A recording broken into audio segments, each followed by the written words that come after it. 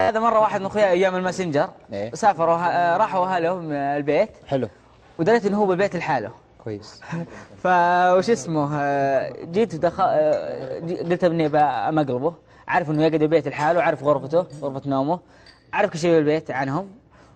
جيت ولبست لبس اسود كامل، وحتى الطربوش ذا والقناع وكل شيء. ايوه. ودخلت بيتهم؟ ايوه نطيت ببيتهم. نطيت؟ نطا. كم عمرك ذاك الوقت؟ اولى ثانوي الظاهر.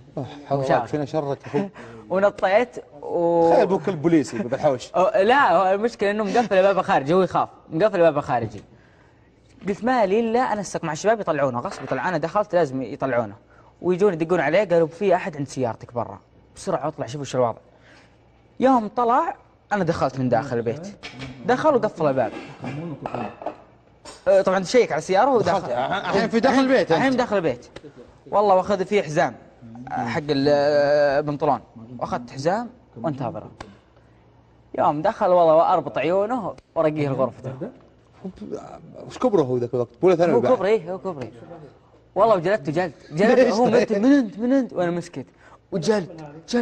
طيب ليش كذا يا عاصم يعني كذا قافله يعني؟ ايه ودي افرغ طاقتي، اللي براسي بسويه. ودي افرغ طاقتي عليه. فجلدته جلد، واخر الوقت لا معليش يا اخر وقت ايه؟ اخر وقت انا نسيت المفتاح، انه ما مفتاح معه وما قفل ذا مفتاح معه.